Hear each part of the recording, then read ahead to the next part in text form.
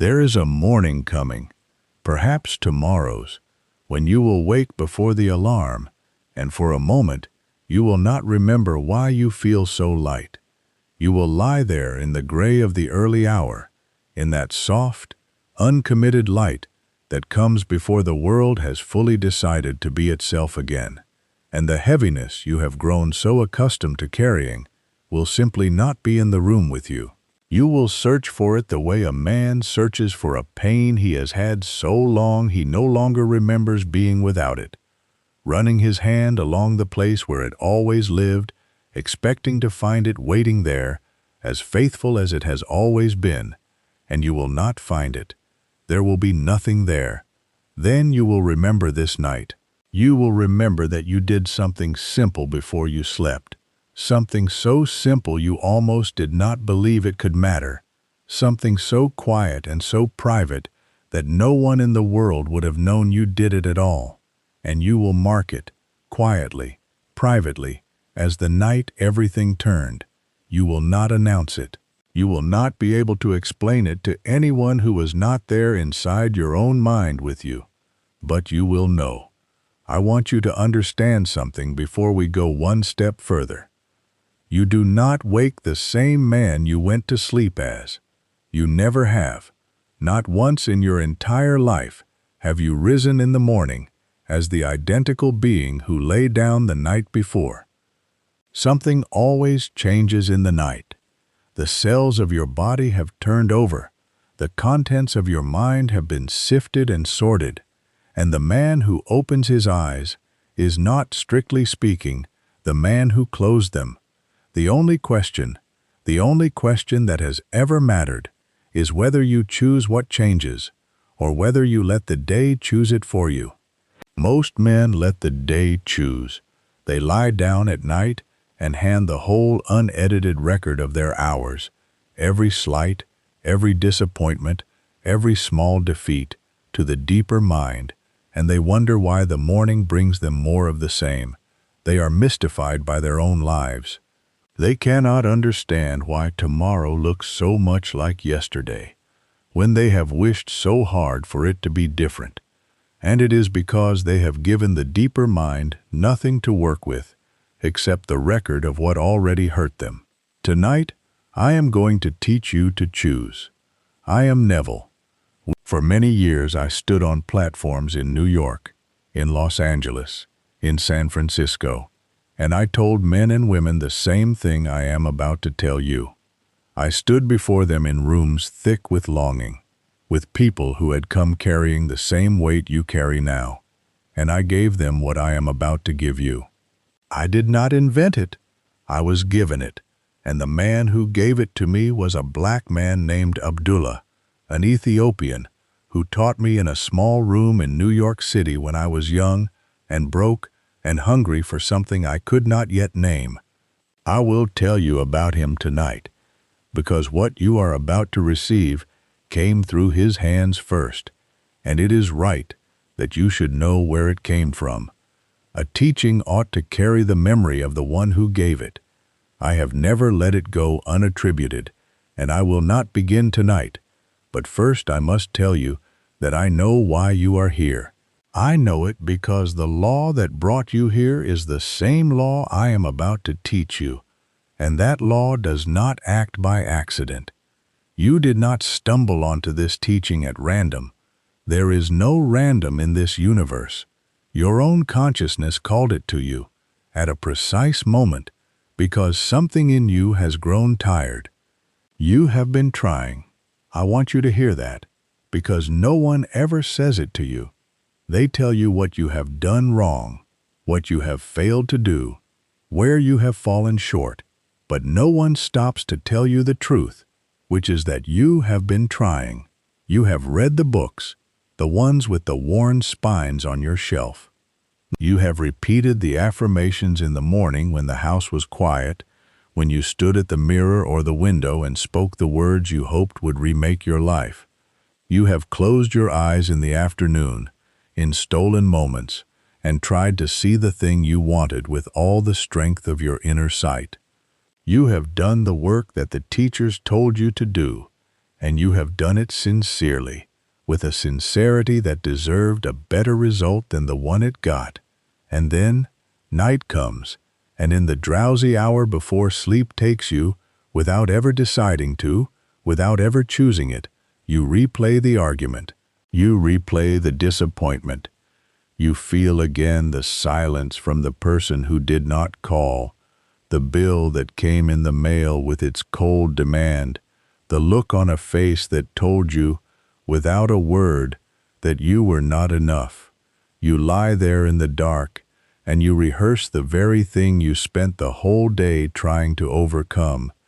You hand the entire bright effort of your daylight hours over to the night, and you let the night undo it. You take all of it, faithfully, completely, with the full force of feeling, with more feeling than you ever managed to summon for the affirmation, and you press it into your subconscious mind as you drift across the threshold of sleep. This is not a small thing, this is the whole thing. This is the difference between the life you have lived and the life you are about to live, and I am going to show you why. I wrote in Feeling is the Secret that the subconscious never fails to express that which has been impressed upon it. Read those words slowly. Read them again. The subconscious never fails. It is not lazy. It is not unreliable. It does not forget. It does not hesitate. It does not choose its favorites. It is the most faithful servant in all of creation. It takes whatever is pressed into it during the receptive hour, and it reproduces it perfectly, without judgment, without editing, in the world of form. It will build a palace as readily as a prison. It does not care which. It only builds what it is given. The trouble has never been that your subconscious failed to obey. The trouble is that you have been giving it the wrong instruction at the only hour it truly listens. You affirmed in the morning, when the critical mind was wide awake and arguing with every word you spoke, and then at night, when the door was finally open, you walked through it, carrying the day's defeat. You planted in the daylight and you uprooted in the dark. You wrote your beautiful sentence at dawn and you erased it at dusk. And you have done this for years, and you have called the result a mystery. Because here is the law, and I want you to carry it with you for the rest of your life. The last impression of the day wins. Whatever feeling is dominant in you as you fall asleep, that is the seed that is planted, not the affirmation you said 12 hours earlier in the bright kitchen, not the visualization you managed in the afternoon between one obligation and the next, the dominant mood you carry across the doorway of sleep, the feeling you are soaked in at the very last moment of consciousness. And you have been letting the accidents of the day write that final impression. You have been letting a careless word from a stranger, a delay in traffic, an unanswered message, a passing worry about money, decide what your deeper mind would build your tomorrow out of. You have surrendered the most powerful hour of your day to whatever happened to be loudest in it. That is not a failure of effort. You have not failed for lack of trying. That is a misplacement of effort. You have aimed your great sincerity at the wrong hour, and tonight we correct it. Let me take you back. Let me take you to New York, to the early 1930s, to a young man who had come from the little island of Barbados to make his way as a dancer and an actor, and who found instead a teacher who would change the entire course of his life. I was that young man. I had almost nothing. There were stretches in those years when I did not know how I would eat, when the city was cold and indifferent and enormous, when I walked its streets with my collar turned up against a wind that did not care whether I lived or died. And in the middle of all that hardness, I climbed the stairs to a small room where an old Ethiopian sat and taught the deepest truths I have ever encountered, as casually as another man might discuss the weather. He did not perform them. He did not dress them in mystery. He stated them plainly, the way a man states what he knows to be true. and that plainness was itself a kind of teaching. When I came to Abdullah, I came as a seeker who thought he was already advanced. I had read widely, I had studied, I had filled my head with systems and symbols and the names of things. And he stripped all of that away and made me a beginner again, because he understood something that I did not yet understand, that the law cannot be received by a man who is still arguing with the evidence of his senses. A man full of his own knowledge has no room to be taught. So he emptied me first. He was patient and he was relentless, both at once, and he would not flatter the parts of me that wanted to be flattered. I will tell you the story he is most known for through me, because it carries the whole heart of what I am teaching you tonight. There came a Christmas. I had been studying with him for some time by then, and a longing rose up in me to go home to Barbados, to be with my family, to walk again under the warm sky on the island where I was born, to leave behind for a while the gray cold of the northern city. The longing was deep and it was simple, the kind of longing any man feels for his home. And I went to Abdullah and I told him, I said, Ab, I want to spend Christmas in Barbados. And he looked at me, this old man, with those steady eyes that never wavered, and he said 4 words that I did not understand and that I have never forgotten. He said, You are in Barbados. Now I want you to feel what I felt in that moment, because you have felt it too. Every time you have brought a desire to this teaching, I felt the immediate rising of every objection. I said to him, But Ab, I have no money. I have no way to get there.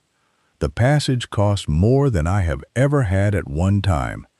There is no road from where I am standing to where I wish to be. And do you know what he did? He turned and walked away from me. He would not discuss it. He would not let me rehearse the lack. He would not give me even one moment in which to lay out before him all the careful, reasonable, perfectly true reasons it could not happen. He simply said, You are in Barbados, and he refused, flatly, completely, without softening it, to entertain the world of the senses with me. He would not stand there and agree with my poverty. He would not nod along while I recited the facts of my condition. He withdrew, and in withdrawing he forced me to sit alone with the assumption he had handed me. Here is what he was teaching me, and here is the bridge to everything I am about to give you. He was teaching me to refuse the testimony of the day, not to fight it, not to struggle against it, not to push against it with my own strength, for you cannot defeat appearances by wrestling them. He was teaching me to override it. He would not let me confirm, even in casual conversation, the version of my life in which I was a poor man who could not afford the passage home. He demanded that I assume the end, that I walk the cold streets of New York feeling that I was already in Barbados, already on the island, already warm under that southern sun, already seated among my family at the table, and that I refused the evidence that said otherwise. He demanded that I live, inwardly, in the answered state, while my outer eyes still reported lack. And I will tell you what happened, because it is true, and because I lived it. I sailed to Barbados that Christmas. The way opened, the means appeared, and it appeared in a manner I could never have planned or predicted. Not because circumstances arranged themselves first and then I assumed the feeling. No, never that. The order is always the opposite of what the senses expect. Because I assumed the feeling first, and I stopped letting the unrevised facts of my poverty have the last word, and the world rearranged itself around the assumption I had made. The bridge of incidents built itself, plank by plank, to carry me to the place I had already been, inwardly. Now hold that in your mind, because what Abdullah taught me with Barbados, he taught me also, and first, about the night, about sleep. about what you do with the record of your day before you cross the threshold. Because the same refusal that took me to Barbados is the refusal you must learn tonight. The refusal to lie down at night and confirm the day's failures by replaying them. The same discipline that opened the ocean before me is the discipline you will practice in your own bed in the dark. It is one law, wearing two garments. Let me tell you precisely what is happening to you each day, because once you see the mechanism, you will never again be able to lie down carelessly. Every single day deposits scenes into you. You move through your hours, and the events strike you. A word, a glance, a setback, a small humiliation you swallowed and said nothing about, a worry that gnawed at the edge of every other thought, and each of these is recorded. Nothing is lost. The mind keeps everything, but here is what almost no one understands, and it is the thing that changes everything once you grasp it. Your deeper mind does not file these scenes away as past events. It does not stamp them with a date and put them in a drawer marked yesterday, to be forgotten and left behind. It files them as facts about who you are. It does not say, "This happened to him once." It says, "This is what he is." It takes the disappointment of today and reads it as evidence of your nature, of your station, of your portion in life, and from that evidence, it builds your tomorrow. Unrevised, today's disappointment becomes tomorrow's expectation, and expectation, in this law, is destiny. What you confidently expect, you receive, not because the world is kind, but because the world is faithful to what you have impressed upon it. So the drowsy state, that soft, half-asleep hour when you are no longer fully awake but not yet gone, when the body has grown heavy and the room has begun to dissolve at the edges, is the most important hour of your entire day. I called it in my teaching the state akin to sleep. It is the metaphysical doorway. It is the place where the two worlds touch. In that drowsy state, the reasoning mind, the critical faculty that stands guard all day saying this is impossible and that cannot be, and who do you think you are? That guard grows quiet and lays itself down. The gate is left unattended, and whatever feeling, whatever inner conversation you are holding as you pass through that doorway is impressed upon the subconscious and handed forward to be reproduced in your world, without resistance, without anyone there to question it. I wrote in Feeling is the Secret that sleep is the friend of God, the great repairer of life, the means by which we cleave the visible world and enter the invisible. That is not poetry. People read it as poetry and miss it entirely. That is mechanics. That is a plain description of how the thing works. Sleep is the door through which the impression passes from the inner world to the outer. This is why revision is not optional housekeeping. This is why it is not a nice little practice you do when you happen to remember, when you have a good day and feel inclined toward it. Revision is the act of choosing which version of the day your deeper mind builds your tomorrow out of. It is the right tool of the artist of life. Those are my words, and I meant them exactly, every one of them. The artist of life does not accept the rough draft the day hands him. He does not take the first version, scarred and clumsy as it is, and call it final. He takes up the pruning shears, and he cuts away everything that does not conform to his ideal, and he reshapes the day into the form he desires. He treats the day as raw material, not as verdict. Here is how it is done, and I want you to hear the whole mechanism, because the mechanism is everything. You pick the moments of the day that hurt. You do not revise the whole day. That is too much, and it is unnecessary, and the attempt to do it will only exhaust you, and you will give it up. You pick the scenes that are poisoning your sleep, the ones that keep rising up unbidden, the ones that return to you again and again as you lie there, and you rewrite them. You see the scene unfold, not as it happened, but as you wished it had happened. You hear the words you wished had been spoken, in the voice you wished had spoken them. You watch the face soften that was cold. You watch the door open that was closed. You feel the outcome arrive that did not arrive. And this is the part that matters above all, the part men skip and then wonder why nothing changed. You feel the relief of the corrected scene. You stay inside it until it is more real to you than the thing that physically occurred, until the body relaxes, until the tension drains out of your shoulders and your chest, until the corrected version feels not like a wish but like a memory, like something that actually happened to you, something you are simply recalling.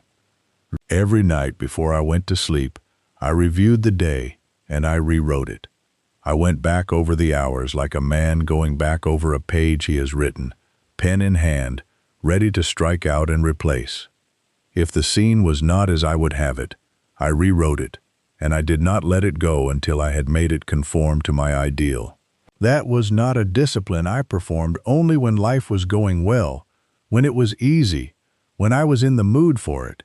That was a discipline I performed every single night, in the lean years and in the full years alike, in the years when I had nothing and in the years when I had everything, because I understood that the day I actually lived was not the day that counted. And that brings me to the first truth I want to lay before you, and I want us to arrive at it together, because it is the truth that overturns everything you have believed about your own past, everything you thought was fixed and finished and beyond your reach. The day you actually lived is not the day that counts. Hear me. The events that really happened today, the words that were really spoken, the things that really went wrong, the moments you would give anything to take back, these have no authority over your tomorrow. None. They are inert. They are powerless unless you keep them. They have power only as long as you hold them, only as long as you carry them across the threshold of sleep and hand them, unedited, to the deeper mind. The moment you revise them, their authority is broken.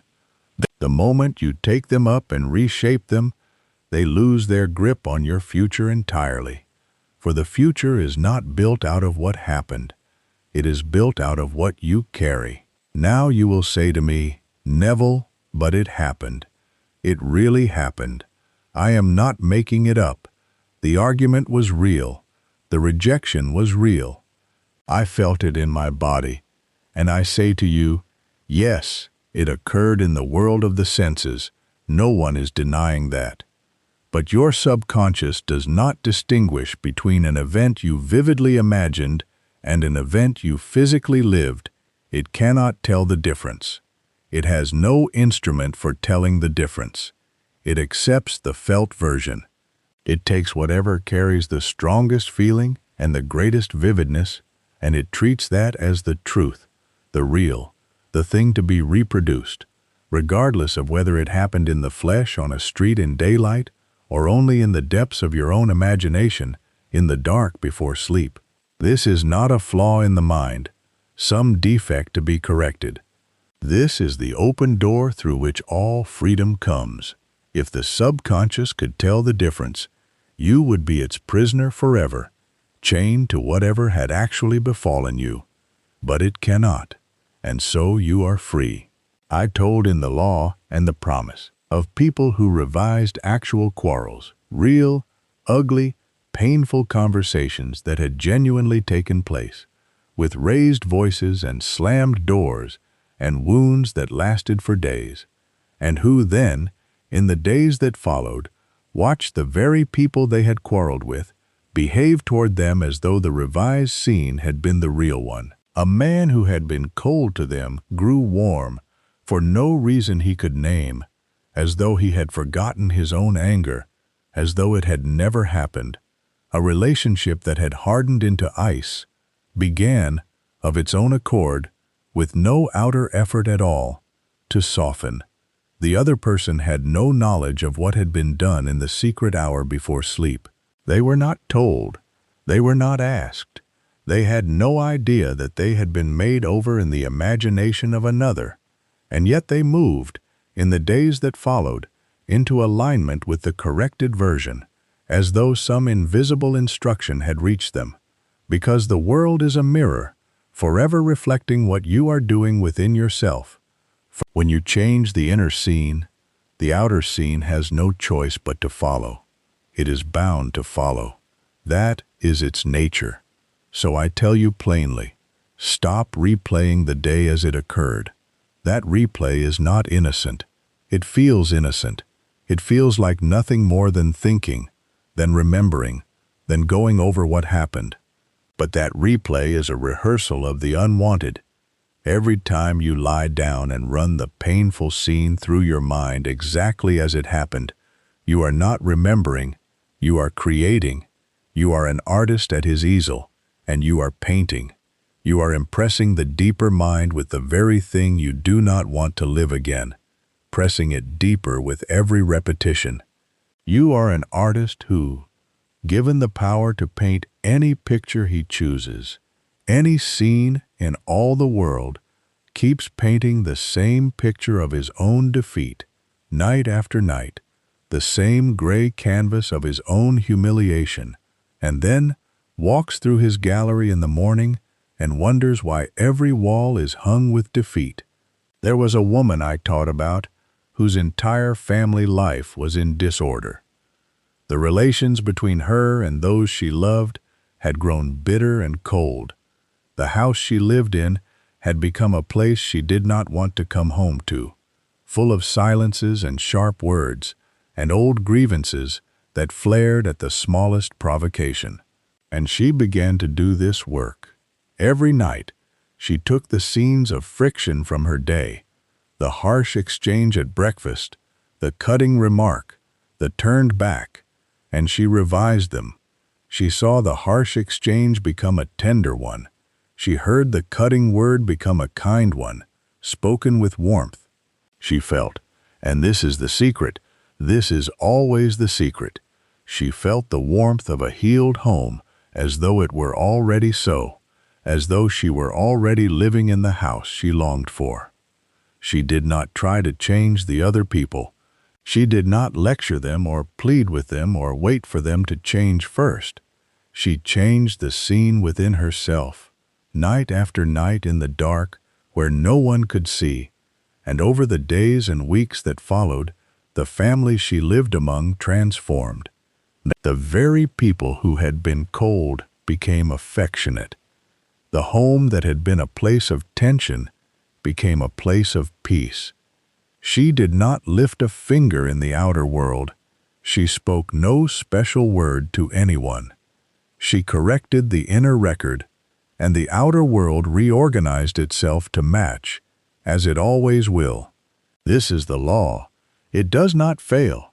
It has never failed. It cannot fail, because the subconscious never fails to express that which has been impressed upon it. The failure you have known was never the law's failure. It was only ever the failure to impress the right thing. And now we come to the second truth, and it follows from the first as the night follows the day. Your inner talking is writing the script while you sleep. You think you are silent at night. You think that when your mouth is closed you are quiet. You are not.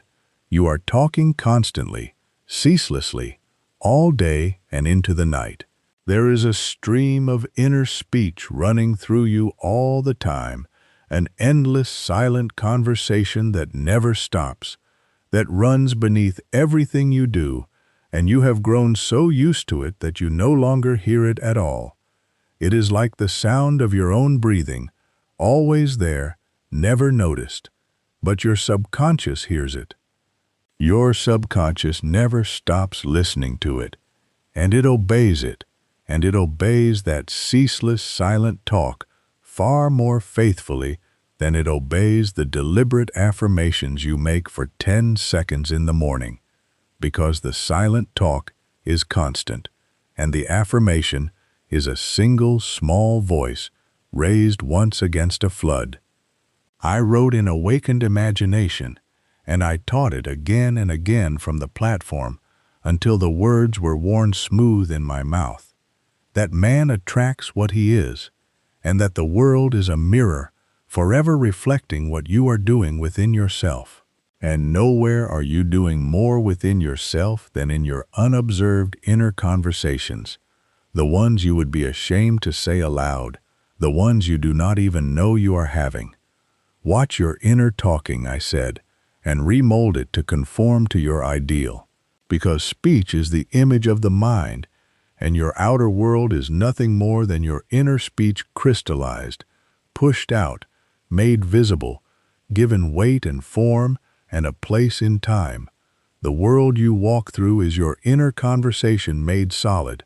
So I ask you, what are you saying to people in your head all day long? Stop and listen for a moment.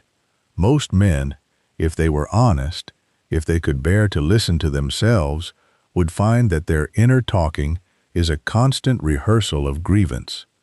They are defending themselves to someone who is not there, who cannot hear them, who will never know. They are winning arguments that never happened and never will. They are explaining themselves, justifying themselves, complaining, accusing, settling scores, all silently, all internally, all day long, an endless courtroom in which they are forever the wronged party, making their case. And then they lie down at night and continue the same conversation as they fall asleep. The trial does not adjourn for the night. They fall asleep arguing with someone in their head, still making the case, still defending, still accusing. And they wonder why that very someone, in the world of form, in the daylight, continues to treat them exactly as the inner argument implies they will. The outer person is only playing the role the inner conversation assigned to them. I caught myself doing this. I was not above it. Do not imagine I was ever above it. There was a season when I noticed that my own inner talking was full of complaint, full of self-justification, full of the rehearsal of small grievances against people in my life, petty things, most of them, that I returned to again and again as though picking at a wound. And the moment I noticed it, the moment I actually heard myself, I understood the cause of the friction in my affairs. The outer friction was only the inner talking made visible. So I did the work. I caught the inner conversation, again and again, as often as it started up. I stopped it mid-sentence, and I remolded it. I deliberately constructed inner conversations that implied that my wishes were already fulfilled, that the relationships were already harmonious, that the people I dealt with already regarded me as I wished to be regarded. I rehearsed, silently, the conversation I would have if everything were already as I desired it to be. The easy, warm exchange of a man whose affairs are in order, and the outer relationships shifted to match. They had no choice. The world is a mirror, and I had changed the face I was holding up to it. So here is what I am asking of you. Do not fall asleep arguing with someone in your head. That is the most expensive thing you can do at night, more expensive than any worry, because the argument you fall asleep inside is the argument your subconscious takes across the doorway and reproduces in the morning. You are not venting, you are commissioning. Instead, fall asleep inside the inner conversation that implies your wish is already fulfilled.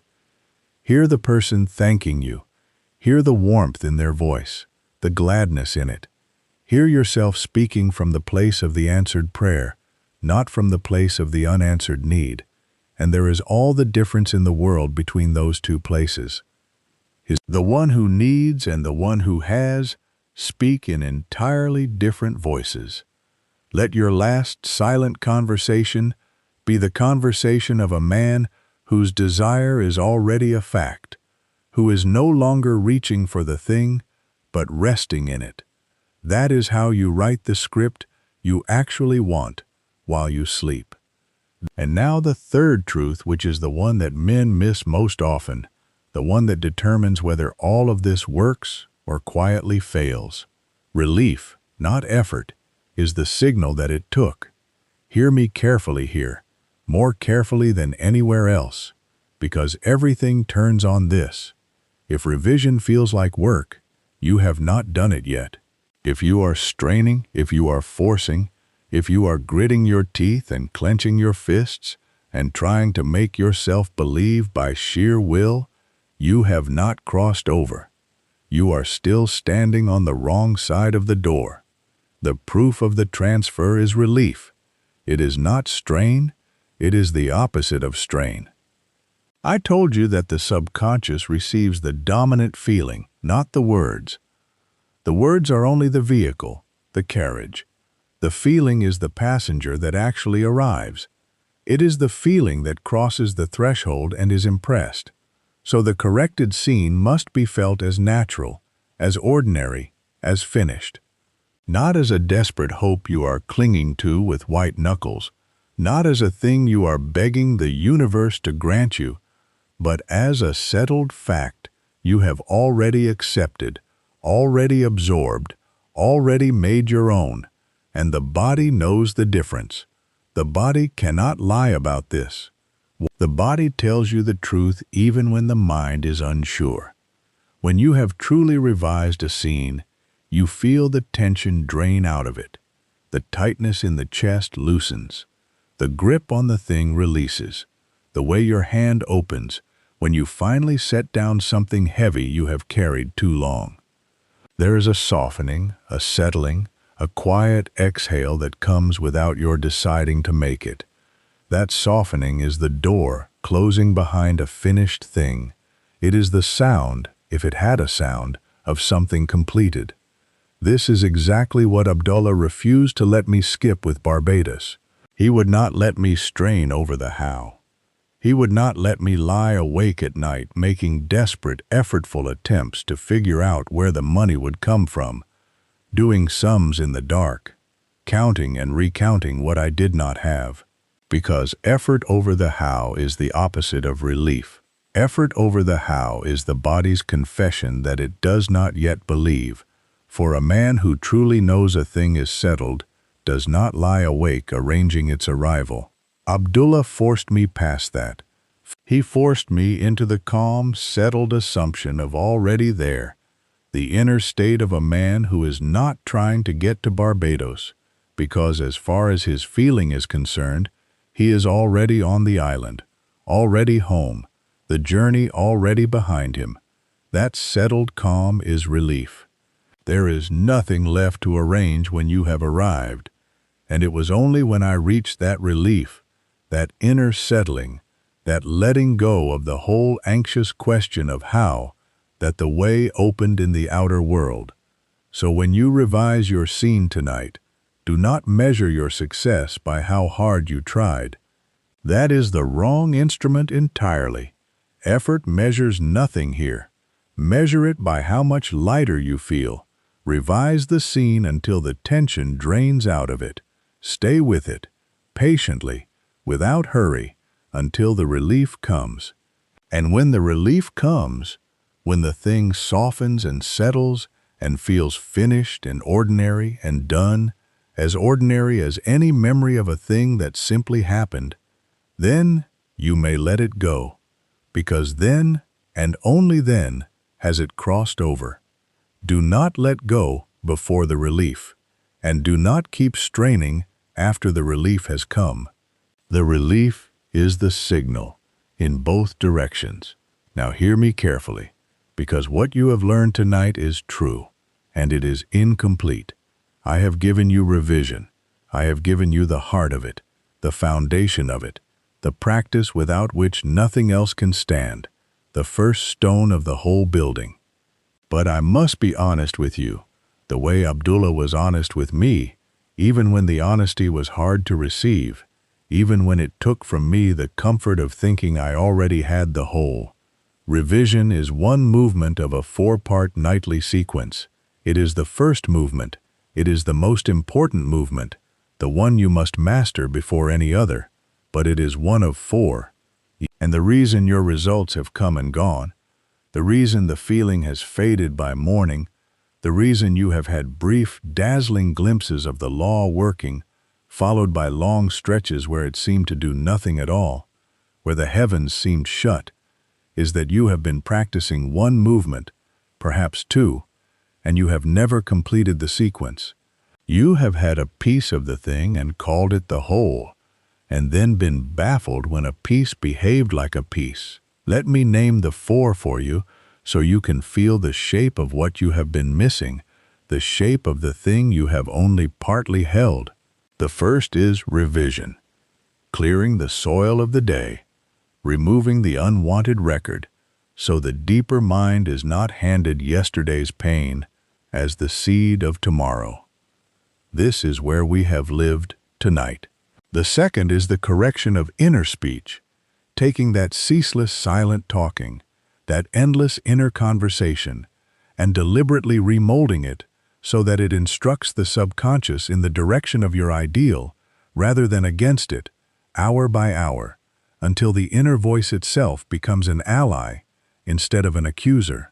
The third is precise scene construction, not vague, drifting visualization, not a cloud of pleasant images that dissolves the moment you reach for it, but a single, real scene, built with specificity, a scene that implies the wish already fulfilled, constructed with such concrete detail, the texture, the light, the words, the touch, that it has the texture of life itself. And the fourth is falling asleep inside the state, the transfer itself, the actual crossing of consciousness over the threshold while you are still inside the assumption, so that the impression is not merely planted, but rooted, carried all the way down into the dark where it cannot be disturbed. You have been doing one of these, perhaps 2, and you have wondered why the feeling fades by morning, why the thing you felt so strongly at night has evaporated by the time the light comes. It fades because the sequence was never completed. The subconscious received a partial instruction, half a command, and a half command produces a half result, or no result at all. And partial instructions produce partial results. To do only revision is to clear a great deal of ground and then plant nothing. It is to prepare the soil with great care, night after night, breaking it up, removing the stones, raking it smooth, and then to walk away and never put a seed into it, and to come back in the spring and wonder why nothing grew. This is why your results have come and gone, not because the law failed, never because the law failed, but because you cleared the soil one night and planted nothing the next, and cleared it again, and planted nothing again. Now I want to tell you something about how Abdullah taught me, because it bears directly on what you should do tonight. Abdullah did not give me all 4 movements at once. He would not. I asked him for more. He refused to give it. He understood that a man who is handed the whole structure before he has mastered the foundation will build on sand, and the higher he builds, the worse the fall will be. Before he taught me scenes, before he taught me anything about constructing the precise picture, before affirmations, before the rest of it, he made me master one thing first, revision before sleep. He would not move me forward until the clearing was clean, until I could do it without him, without prompting, every night, as naturally as I lay down. He made me prove to him, night after night, week after week, that I could lie down and refuse to carry the unrevised day into sleep. Only then, when the foundation was solid and tested, did he build the rest upon it. I have written that exact practice down. I have taken the precise discipline Abdullah gave me first, the foundation he laid before he would lay anything else, the one thing he made me master before all the others, and I have put it into a short, free guide, and I have called it Rewrite Tonight. It is not a summary of this video. It is not a few notes scribbled to remind you of what I said tonight. It is a complete 3-minute pre-sleep revision protocol. It will show you how to choose the 3 moments from your day that are poisoning your sleep. Not the whole day, you will never manage the whole day, but the 3 specific scenes that are contaminating the record and rising up in you each night.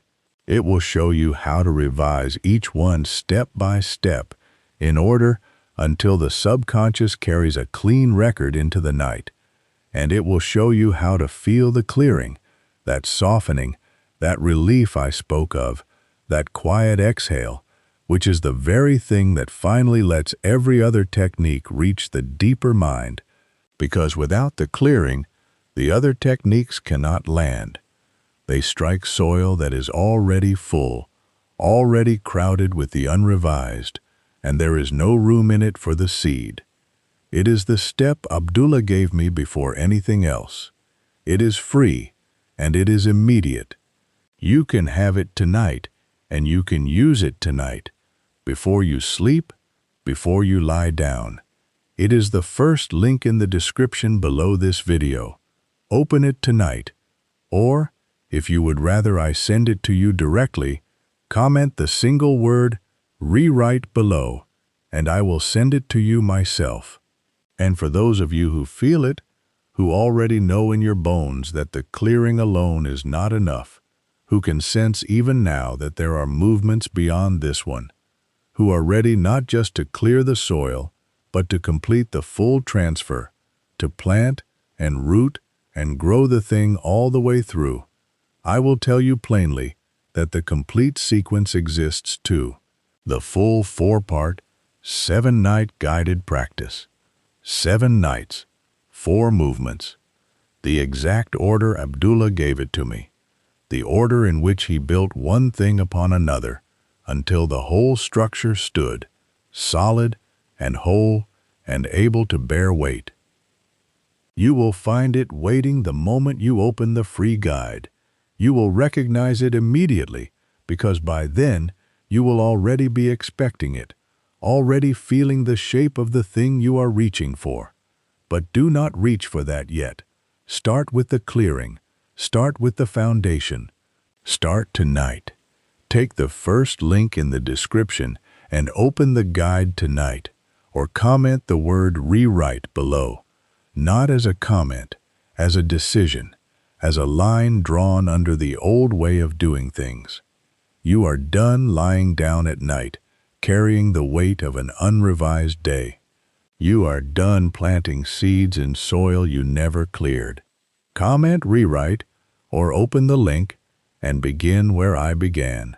Now let me give you the one thing to do tonight, done deeply, because one thing done deeply is worth more than 10 things done carelessly, more than 100 things done in a scatter.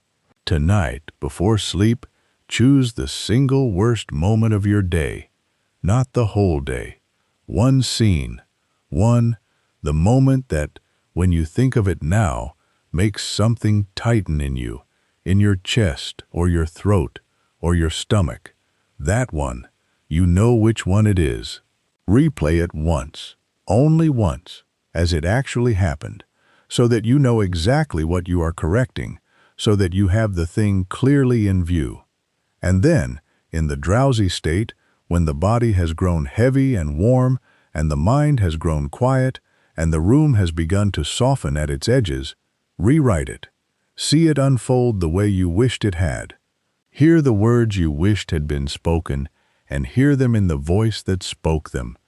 Watch the face that was hard become gentle. Feel the outcome you wanted arrive, and arrive fully. And stay inside that corrected scene, not straining, not forcing, not gripping it, but settling into it the way you settle into a warm bed, until you feel the relief of it, until the tightness lets go, until the corrected version feels more real than what occurred, more real than the memory it is replacing. And then let that be the last thing in your mind as you drift off. Do not pick up your phone. Do not return to the worry. Do not let the old scene creep back in and have the last word after all. Carry the corrected version across the doorway of sleep and fall asleep inside it. That is the whole instruction for tonight. This is one scene. The guide will show you how to clear 3 at once, and how the clearing makes room for everything that comes after, everything that must be planted in the cleared ground. But for tonight, one scene, done deeply, done all the way through to the relief, is enough to begin. Now, I want to speak to the part of you that is afraid this will not work, because I know that part is there. I have seen it in 1,000 faces from the platform. I know that even now, having heard all of this, having felt the truth of it as I spoke, there is a voice in you that says, I will do it, and nothing will happen, and I will be disappointed again, the way I have been disappointed before. I want to speak directly to that fear, because it is the fear that has undone you more times than the day ever did. The day cannot defeat you. Only your interpretation of the day can defeat you, and that fear is the worst interpreter of all. You have been measuring this law by the wrong instrument. You have been standing at the window of the outer world, watching the street, waiting for the change to come walking up to your door. And when it has not appeared on your timetable, on the schedule you secretly set for it, you have concluded that nothing was happening, that the seed was dead, that you had failed again. But the silence, the waiting, the not yet, these are not evidence that the law has failed. They are the interval. They are the necessary interval in which the subconscious is doing its work, out of your sight, reorganizing the outer world, rearranging the bridge of incidents that will carry you from where you are to where you have assumed yourself to be. The interval is not the absence of the work. The interval is the work. You think nothing is happening because nothing has appeared, but the seed does its work in the dark, where you cannot watch it, where you were never meant to watch it. Have you ever in your life seen a seed grow? Truly seen it. You have seen the result of its growing. You have seen the green shoot break the surface of the soil and stand up into the light. But the actual work, the splitting open of the seed in the cold dark, the first blind reaching down of the root, the slow, secret gathering of life beneath the ground where no light reaches, all of that happens in darkness, hidden, where no eye can follow it, and no eye was ever meant to. And if you dug the seed up every morning to check on it, to reassure yourself, to see how it was getting on, you would kill it. You would interrupt the very process you were so anxious about. And that is precisely what you have been doing. Every morning you have dug up your seed to see whether it had grown. And in the digging, you have disturbed the very work you were waiting for. And then you have blamed the seed. I planted a seed in New York when I assumed I was already in Barbados, and for a time, nothing appeared. The world looked exactly the same as it had the day before. My pockets were exactly as empty. The cold was exactly as cold, and had I judged by appearances, had I dug up the seed to check it, I would have abandoned the assumption and forfeited the trip, and the way would never have opened. But I did not judge by appearances. Abdullah had cured me of that. I held the assumption in the dark. I let it alone. I left the seed where it lay, and I let it do its work, where I could not watch it, and in time, in its own time, not mine, the bridge of incidents arranged itself, plank by plank, and I sailed home. So when you do this work tonight, and the morning comes, and the outer world looks exactly as it did, unchanged, indifferent, do not despair, and do not dig up the seed. The unchanged appearance is not failure. It is not a verdict. It is the dark in which the work is being done. Persist, lie down again the next night, and clear the soil again, and let the seed reach down again into the dark, and the night after that, and the night after that. And know this, take it as your comfort in the interval. The very fact that you are still waiting is itself the proof that something is gestating, that something is alive and growing, because nothing that is dead requires time to appear. Only living things take time to grow. The waiting is not your enemy. The waiting is the evidence. There is a morning coming when you will look back at this night and understand something that you cannot quite believe yet, something I can tell you now, but that you can only truly know by living it. You will understand that nothing came to you. That is the great secret, and you will only see it in retrospect, looking back along the road you have traveled. Nothing came to you. You did not get anything from outside, from somewhere else, from some store of good things that finally turned in your favor. You simply stopped feeding the version of your life you no longer wanted to live. You stopped lying down each night and handing the deeper mind the record of your defeat. You stopped rehearsing the unwanted in the drowsy hour, stopped painting the same gray picture night after night. And when you stopped feeding the old version, it starved. That is all. It had no life of its own. None. Not a particle. It lived only on the attention you gave it each night, on the nightly meal of feeling you carried to it. And the moment you withdrew that attention and gave it instead to the corrected scene, the old life simply fell away, the way anything falls away when it is no longer fed, the way a fire goes out when you stop laying wood on it. The morning I described to you at the very beginning of this, the morning you wake before the alarm, light, free, searching with your hand for a heaviness that is no longer in the room. That morning is not far away. It is not years off.